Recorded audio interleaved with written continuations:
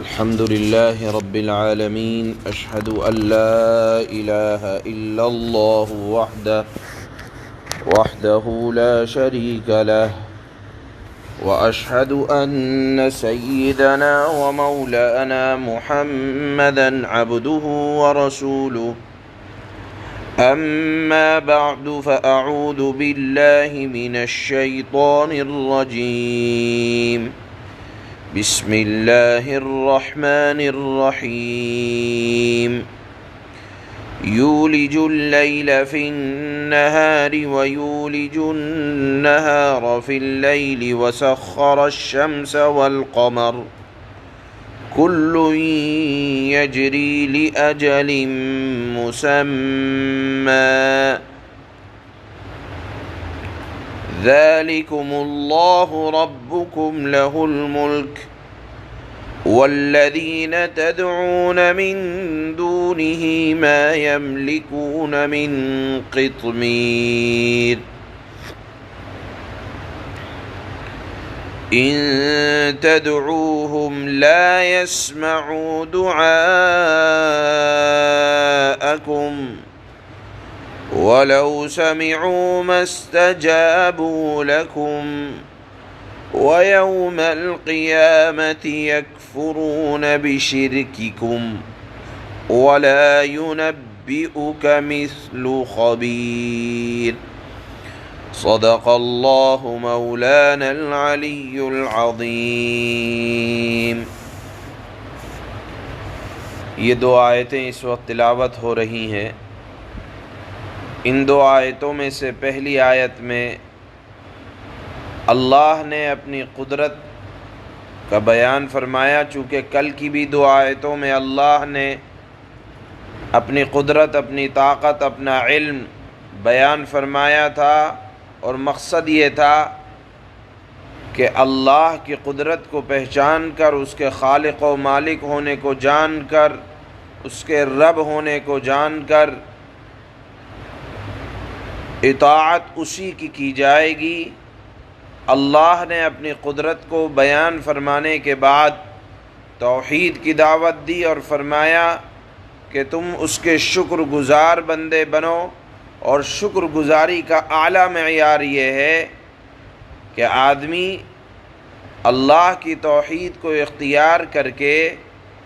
اس کی عبادت کرے۔ یہ توحید اور شکر کا اعلیٰ معیار ہے۔ آج کی بھی پہلی آیت میں اللہ اپنی قدرت کو بیان فرماتے ہیں کہ دیکھو، اللہ وہ ہے کہ جس نے رات کو اندھیرے والا بنایا، یعنی رات میں اندھیرے کا ہونا اور اس رات میں سکون کا حاصل ہونا اور آرام کا ملنا، یہ اللہ کی قدرتوں میں سے قدرت ہے۔ آپ دیکھیں کہ اگر ساری زندگی دن ہی دن رہے اور سورج کو زوال اور غروب نہ ہو تو ہم اور آپ آرام کرنے کے لیے کس قدر بے چین اور پریشان ہو جائیں گے۔ اللہ نے انتظام یہ فرمایا آرام کا کہ رات کو اندھیرا بنا دیا کہ آدمی کے اس میں اپنے کاموں کو دنیا والے بند کر دیں گے اور تمام کے تمام لوگ آرام کریں گے۔ اگر رات میں بھی اسی طرح دن نکلا رہتا تو لوگ اپنے کاموں میں مشغول رہتے، اور اگر آرام کرنا چاہتے لوگ تو لوگوں کے دوسرے لوگوں کے کام کاج کرنے کی وجہ سے شور شرابہ ہوتا۔ اللہ نے رات کو اندھیرا والا بنا دیا کہ تمام لوگ اس کے اندر آرام کریں۔ بتاؤ کون ہے جو سورج کو زوال اور غروب دینے کے بعد رات کو اندھیرے والا بناتا ہے؟ یہ اللہ کی ذات ہے۔ اسی طرح دن کو روشن اور اجالے والا بنایا کہ دیکھو، اللہ کے فضل کو تلاش کرنا ہے تو دن میں تلاش کرو، روزی تلاش کرو، اس کے لیے روشنی کی ضرورت ہے تو دن کو روشنی والا بنایا۔ اور پھر اللہ فرماتے ہیں کبھی رات چھوٹی، کبھی دن بڑا، کبھی دن چھوٹا رات بڑی، یہ نظام اللہ قیامت تک اسی طرح چلاتے رہیں گے۔ اور پھر فرمایا ذالکم اللہ ربکم لہ الملک، یہ نظام قیامت تک اسی طرح چلے گا۔ کیوں؟ کیونکہ یہی اللہ تمہارا پروردگار ہے، اور اس نظام پر بادشاہت صرف اور صرف تنہا اللہ کی ہے۔ یہ تمام کی تمام سلطنت کا مالک اللہ ہے، اسی طرح یہ نظام چلتا رہے گا۔ پھر اللہ فرماتے ہیں کہ دیکھو تم لوگ اللہ کے علاوہ جن کو اپنا کارساز سمجھتے ہو، چاہے وہ بتوں کے قبیل سے ہوں، چاہے وہ تمہیں انسانوں کے قبیل سے نظر آئیں، یا یہ کہ تم یا جو لوگ فرشتوں کی عبادت کرتے ہیں، یا انبیاء کو جن لوگوں نے نعوذ باللہ اپنا معبود سمجھ رکھا ہے، جان لو جن کو بھی تم پکارتے ہو خدا کے سوا، ما یملکون من قطمیر، وہ کھجور کے گٹھلی کے چھلکے کے برابر بھی اختیار نہیں رکھتے۔ آپ اگر کھجور کھائیں اور کھجور کھانے کے بعد اس کے اوپر ایک ہلکی سی جلی آ جاتی ہے، ہلکا سا ایک پردہ آپ کو محسوس ہوگا، کھجور کے کھانے کے بعد وہ انتہائی کمزور ہوتا ہے۔ اللہ کمزوری میں مثال دیتے ہیں کہ دیکھو جن کو تم خدا کے علاوہ اپنا کارساز سمجھتے ہو، مانتے ہو، وہ تو اس گٹھلی کے چھلکے کے برابر جو انتہائی کمزور ہے اور جس کی کوئی حیثیت نہیں ہے، نہ طاقت میں نہ قوت میں، وہ لوگ تو اتنے سے تمہارے کسی کام کو کرنے پر قدرت نہیں رکھتے، لہذا جن کی کوئی قدرت نہیں ہے، انتہائی کمزور ہیں، وہ کھجور کی گٹھلی کے اوپر جو چھلکا ہوتا ہے وہ انتہائی کمزور ہوتا ہے، اشارے سے ٹوٹ جاتا ہے۔ اللہ فرماتے ہیں کہ اتنے کے بھی، اتنی کمزور چیز کے بھی، اتنی چھوٹی سے چیز کے بھی خدا کے علاوہ جن معبودوں کو تم پکارتے ہو، یا جو لوگ پکارتے ہیں یا اپنا کارساز سمجھتے ہیں، وہ اتنی سی چھوٹی چیز کے بھی پیدا کرنے پر قدرت نہیں رکھتے۔ اللہ نے فرمایا ان تدعوہم لا يسمعوا دعاءکم، اگر تم خدا کے علاوہ کسی کو پکارو گے تو پہلی بات تو یہ ہے کہ پتھر کی چیزیں سنا نہیں کرتی ہیں، جو سنے گا نہیں وہ تمہاری بات کا جواب کیا دے گا۔ دوسری بات، اگر کوئی یہ کہے کہ ہم تو فرشتوں کو اپنا معبود سمجھتے ہیں، نعوذ باللہ، چونکہ کفار مکہ میں ایک قبیلہ ایسا بھی تھا جو فرشتوں کو خدا کی بیٹیاں قرار دیتا تھا، تو اللہ فرماتے ہیں اگر کوئی یہ کہے کہ ہم تو فرشتوں کی عبادت کرتے ہیں، فرشتے تو سنتے ہیں، یا اگر کوئی یہ کہے کہ ہم تو انبیاء کی عبادت کرتے ہیں اور انبیاء اپنی قبروں میں زندہ ہوا کرتے ہیں، اللہ فرماتے ہیں اگر وہ تمہاری بات کو، یعنی خدا کے علاوہ جن کو تم اپنا کارساز سمجھتے ہو، اپنے کام کو کرنے والا یا کرانے والا سمجھتے ہو، تو یقین رکھو اگر وہ تمہاری بات کو، یعنی جن کو خدا کے سوا تم نے اپنا کارساز بنا رکھا ہے، اگر وہ تمہاری بات کو سن بھی لیں تو لستجابوا لکم، وہ تمہاری بات قبول نہیں کریں گے، چاہے فرشتے ہوں یا انبیاء ہوں۔ وہ خدا کو خدا سمجھتے ہیں اور اپنے آپ کو اللہ کی مخلوق سمجھتے ہیں۔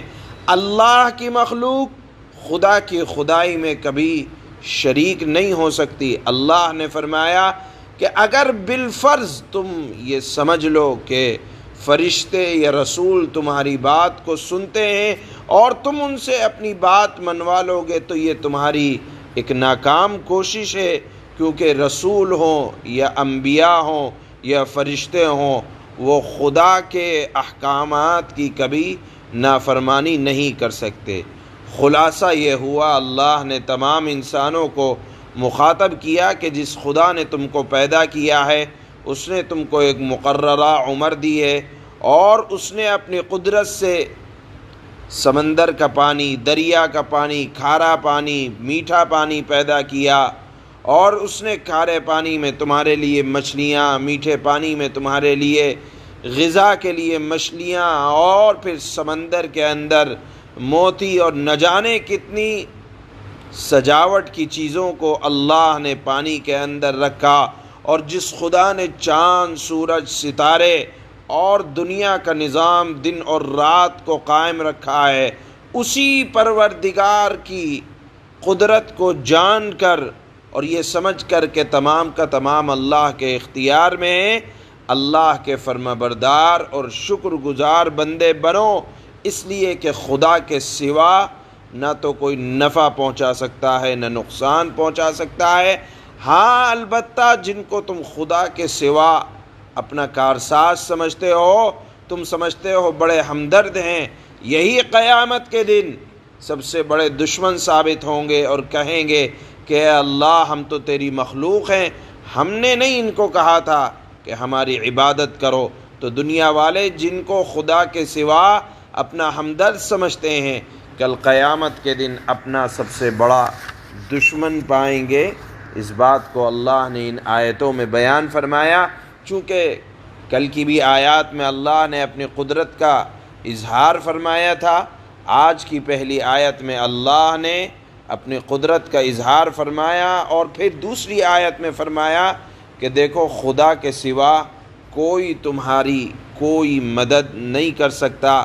اگر پکارو تو صرف اللہ کو پکارو، اس کے علاوہ کسی کے اندر کوئی مجال، کوئی طاقت نہیں ہے کہ کھجور جیسی، کھجور کے اوپر جو چھلکا، گٹھلی کے اوپر جو چھلکا ہوتا ہے، اتنی کمزور چیز کے بھی کوئی مالک نہیں ہے۔ چنانچہ اللہ نے فرمایا یولج اللیل فی النہار ویولج النہار فی اللیل وسخر الشمس والقمر کل یجری لأجل مسمی ذلکم اللہ ربکم لہ الملک والذین تدعون من دونہ ما یملکون من قطمیر۔ اور اللہ وہ ہے جو رات کو دن میں داخل کر دیتا ہے، یعنی رات کے بعد دن آ جاتا ہے، اور دن کو رات میں، یعنی دن کے بعد رات آ جاتی ہے، دن کو رات میں داخل کر دیتا ہے۔ یہ اللہ کے احسانات ہیں، اور اس نے سورج اور چاند کو کام پر لگا دیا ہے، ایک مدت تک یہ کام کرتے رہیں گے۔ ان میں سے ہر ایک، یعنی چاند، سورج، ستارے، دنیا کا نظام، ہر ایک کسی مقررہ میعاد تک کے لیے رواں دواں ہیں، یعنی چل رہے ہیں۔ یہ ہے اللہ جو تمہارا پروردگار ہے، ساری بادشاہی اللہ ہی کے لیے ہے۔ اللہ کو چھوڑ کر جن جھوٹے خداؤں کو تم پکارتے ہو، وہ کھجور کی گٹھلی کے چھلکے کے برابر بھی کوئی اختیار نہیں رکھتے۔ ان تدعوهم لا يسمعوا دعاءكم ولو سمعوا ما استجابوا لكم ويوم القيامة يكفرون بشرككم ولا ينبئك مثل خبير۔ اگر تم ان کو پکارو گے، یعنی خدا کے سوا جن کو بھی تم پکارو گے، وہ تمہاری پکار سنیں گے ہی نہیں، اور اگر سن بھی لیں جیسے فرشتے یا انبیاء تو تمہیں کوئی جواب نہ دے سکیں گے، اور قیامت کے دن وہ خود تمہارے شرک کی تردید کریں گے، کہیں گے اے اللہ ہم نے ان کو شرک کے لیے نہیں کہا تھا۔ اور جس ذات کو تمام باتوں کی مکمل خبر ہے، یعنی اللہ کو، اس کے برابر تمہیں کوئی اور صحیح بات نہیں بتائے گا۔ سبحان اللہ و بحمدہ، سبحان اللہ۔